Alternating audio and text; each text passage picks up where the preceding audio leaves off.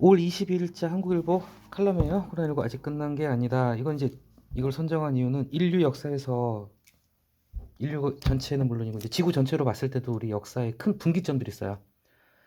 사람 호모사피엔스가 나타나기 전에 공룡 멸종했던 것부터 시작해서 우리 지구 역사를 전체를 봐도 그렇고 인류 역사를 봐도 그렇고 이 전염병이라는 거는 그 자체는 정말 재앙이죠. 진짜로 정말 당하면은 재앙이지. 근데 어쨌건 그 전염병을 통해서 하나의 어떤 획을 긋는 거죠. 역사의 획을 긋고 뭔가 이렇게 변화가 일어나고 일단은 전염병이 돌게 되면 제일 먼저 나타나는 현상이 뭐가 있을까요? 인구가 줄어들잖아. 거기에서 또 뭔가 이제 시작이 되는 부분이 있는 건데 이건 그래서 그런 상식을 좀 배워보는 측면에서 좀 좋은 글인 것 같아서 뽑았습니다. 첫 번째 문장이 이제 핵심 그 어떤 기본 전제예요. 역사적으로 전염병의 전 세계적 유행은 사회의 거대한 변화로 이어졌다. 그래서 14세기 패스트 들어봤죠? 패스트가 이제 엄청난 거였어요, 진짜로. 흑사병이라고 그러는데 이 당시 14세기만 해도 위생 상태도 안 좋고 의학도 발달 안 했잖아요. 그러니까 진짜 이게 뭐 많이 죽었나 봐요. 뭐 유럽 인구 당시 유럽 인구 3분의 1이 죽었죠. 근데 이제 이게 패스트로 인해서 일어난 게 중요한 변화가 뭐냐? 노동력이 부족해졌고 쉽게 말해서 노예들이 이제 귀한 몸이 된 거죠. 그러니까 그동안의 노예들이 주인들하고 대등한 위치에서 이제 협상할 수 있게 된 거야. 그래서 아예 도시로 떠나서 상인 수공업자가 되거나 자기 땅을 경작하는 자장농이 되는 경우도 있었고 그래서 이거 봉건주의를 무너뜨린 결정적인 게 되는 거 이건 상식으로 알아두면 좋아요. 패스트로 인해서 여러 가지 사회 변화가 있었지만 제일 큰 건 이거예요. 봉건주의가 무너졌다는 거. 자, 그 다음에 스페인 독감 들어봤는지 모르겠는데 우리 이제 20세기 초에 이거 정말 엄청나 이때도 많은 사람이 죽었죠. 근데 이 스페인 독감은 파시즘 뭐냐면 이탈리아나 이제 뭐 이탈리아의 파시즘 독일의 나치즘 그런데 전체주의 독재주의의 등장의 한 원인이라는 얘기다. 이게 이제 이때 당시 이제 자꾸 바이러스가 급속히 퍼지니까 이번에 우리 코로나 사태 초반기도 그랬잖아요. 국경 봉쇄했잖아요. 전 모든 나라들이. 일단 이게 그때만 해도 우리 반중 감정이 굉장히 높아진 게 코로나 때문이에요. 그죠? 바이러스가 급속도로 퍼지니까 외국인 때문에 생각했다. 제노포비아가 생겨났고 자, 외국인에 대한 혐오가 결국은 나치즘으로 가게 된 거예요. 괜히 죄 없는 유대인들이 많이 죽었잖아, 그때. 어쨌건 중요한 건 뭐냐면 이제 자, 글을 쓰기 위해서 뭔가 자기의 설득력 있는 결과를 주장하기 위해서는 논거를 가지고 와야죠.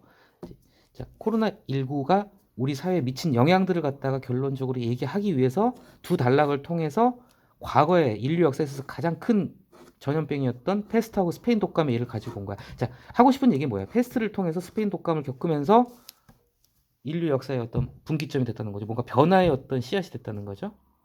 자, 지난 3년간 이제 우리가 뭐 거의 코로나 종식 단계라고 하지만 이 코로나로 인한 충격도 페스트나 스페인 독감 못지않다.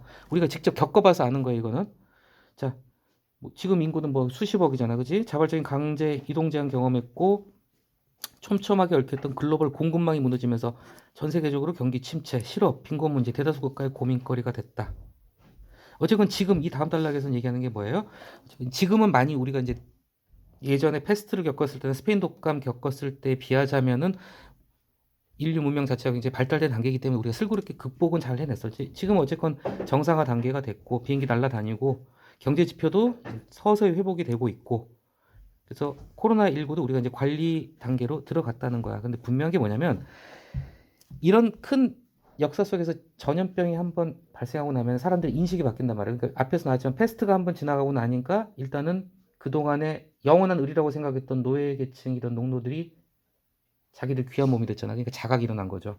마찬가지로 스페인 독감 때도 이게 엉뚱한 방향으로 외국인 혐오로 퍼져가서 나치즘이나 파시즘이 생겨났고 코로나로 인해서 가장 많이 바뀐 게 뭐냐면 이제 우리 사회 어떤 시스템하고 생각이 많이 달라졌다는 거야. 일상이 이제 비대면이라는 게 비대면의 어떤 지금은 이제 비대면이 다시 대면으로 풀리긴 했지만 비대면에 대한 인식이 이제 많이 바뀌었죠. 좀 더 안전하다는 인식. 이거는 이제 앞으로도 계속 갈 거야. 뭐 예를 들면 진료 영역에 있어서 비대면 진료가 그전에 생각도 못했던 건데 코로나 때 비대면 진료라는 게 처음 나타났고 지금 이제 해볼만 하네 이런 생각이 드는 거예요. 그래서 지금은 뭐 예외적인 경우에 한해서 비대면 진료를 계속 한다고 그런 얘기가 있어요.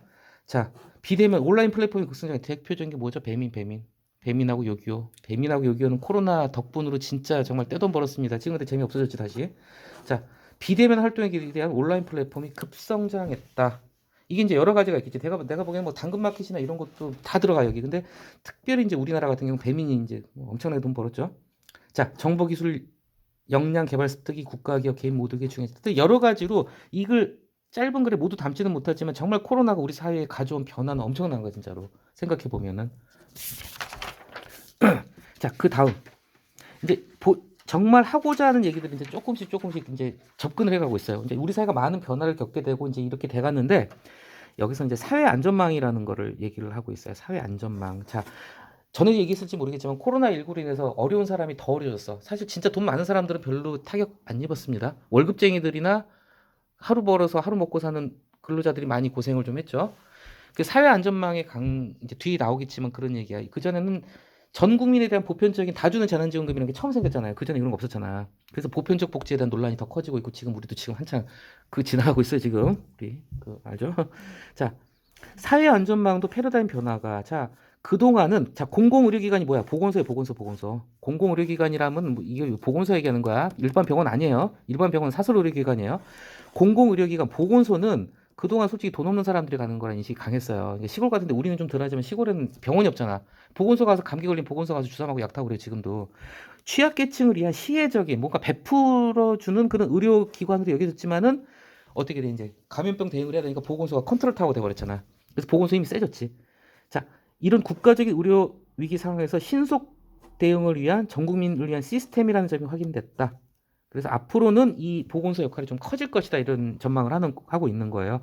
단순 격리시설이나 이런 감염병에 대한 대응으로 떠나가지고 전문적으로 좀 이렇게 업그레이드할 필요가 있다 뭐 이런 얘기도 나왔고요. 자, 밑에 나오죠. 소득보장도 옛날에는 어려운 사람들만 도왔어. 그런데 지금 이제 전국 왜냐 코로나로 다 얻어맞았거든. 코로나 때 안 다친 사람들이 진짜 내가 봤을 때 상위 한 5%밖에 안 돼요. 다 얻어맞았어요. 그러니까 어떻게 돼? 자영업자하고 노동자하고 할 것이 다 그냥 타격을 입었잖아. 그래서 전 국민 보편적 재난지원금 줬잖아요. 여러 가지 면에서 정말 변화가 크게 있었다는 거지. 자, 이제 사실상 팬데믹에서 엔데믹으로 엔데믹에서 앞에 엔드잖아. 엔드 끝났다 이거야. 이제 이거 풍토병으로 간다. 근데 여기도 한 가지 재밌는 게 이거야. 이게 새로운 시작이다. 아직 끝난 게 아니라고 나잖아. 이게 새로운 시작이란 말이야. 뭐냐면 기억날지 모르겠지만 두 분 어리셨을 때 사스, 신종플루, 메르스 주기가 점점 짧아지고 있다는 거야. 내가 봤을 때도 뭐 이거 내가 하는 얘기가 아니라 코로나도 지금 잠시 잠잠해지고 있지만 이게 또 어디서 변종 바이러스가 튀어나올지도 모르는 거지. 지금 뭐 원숭이 두창도 나오고. 자, 언제 또 새로운 팬데믹이 발생한다 해도 이상한 일이 아니다. 뭐 여담이 좀 이런 얘기 있어요. 지금 북극, 남극의 얼음이 다 얼어버리면 그 땅이 얼어 있거든. 그 땅이 얼면은 진짜 몇 천만 년 전에 고대 바이러스가 다시 살아서 나올 수도 있다는 얘기가 나와. 그럼 진짜 답 안 나오는데 인류가 멸망할 수 있다는 그런 만화 같은 얘기도 있는데 자 어쨌건 주목할 만한 건 마지막 단락 변화의 변화. 자 이게 희망이 될지 재앙이 될지는 알 수 없지만은 결국은 우리가 이 글에서 하고 싶은 얘기는 뭐냐면 코로나19는 끝났지만 코로나19가 우리한테 남긴 거는 그 변화들 그리고 우리가 이 변화에 어떻게 대응을 해 나가야 될 것인지 그런 부분에 대한 고민이 필요하다. 이 글에서는 뭘 어떻게 해야 된다고 이렇게 딱히 제시한 건 아니지만 우리가 이런 엄청난 일을 3년 동안 겪으면서 사회 여러 부분에 있어서 한번 점검을 해봐야 된다. 그런 걸 강조한 글입니다. 그게 어렵지는 않았을 거예요. 오케이?